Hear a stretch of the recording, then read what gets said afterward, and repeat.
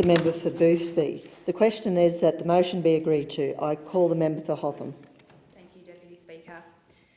Mo Min Min and Hang Tuai Lin were sentenced to over 2 years in prison for their protests against unfair wages and unfair dismissals of garment workers. Kin Kin Kao, a lawyer representing nearly 60 detained students from student protests, was summoned to court for obstructing authorities after signing a petition calling for the activist's release. Po Wai Kwei, a solo protester protesting the use of bribery in the judicial system, was also sentenced under Section 18 of the artfully named Peaceful Assembly and Peaceful Procession Act. Speaker, despite claims of a shift towards democracy, these incidents all occurred just in the last month in Myanmar. Campaigning is currently underway for Myanmar's general election, which will be held on November 8th. This week, I met with a group of Burmese residents who live in my electorate of Hotham. They told me stories of friends and family who have been targeted for their political views and of their longing to be able to return back to their birthplace and to see a fully formed democracy there.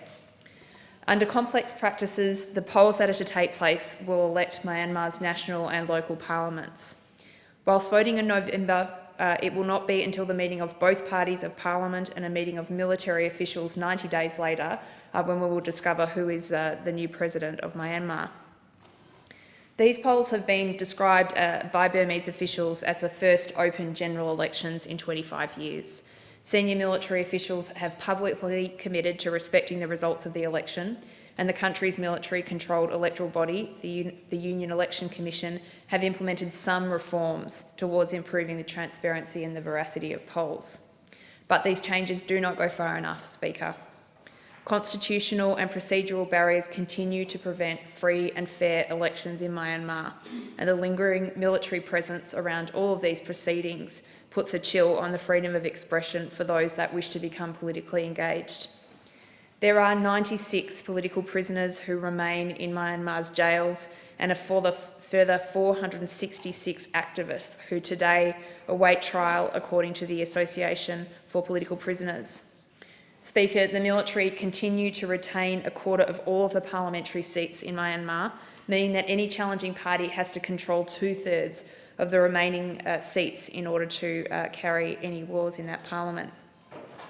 Key security ministries such as Defence continue to be selected by the head of the army, not the President of Myanmar. Deputy Speaker, you know that Aung San Suu Kyi has been fighting for decades for a more peaceful democratic process in Myanmar.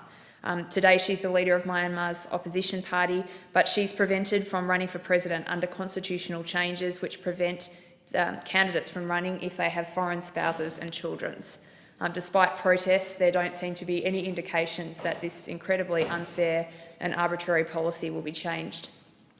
The Bingham Centre for the Rule of Law described Myanmar's constitution as the most entrenched and the most difficult of any in the world to change.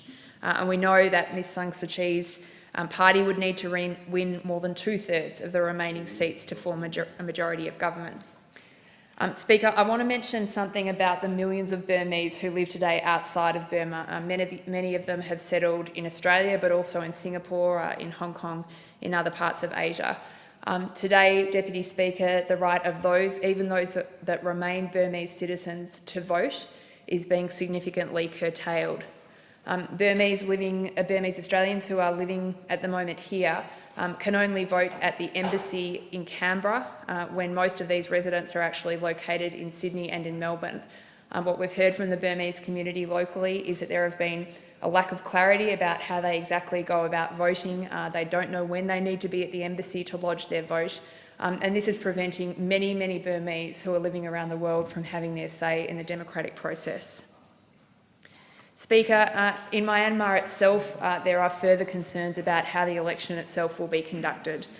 The Burmese community in Australia told me about significant and well-founded fears they have that votes will be tampered with, that the distribution of ballot papers will not be done fairly.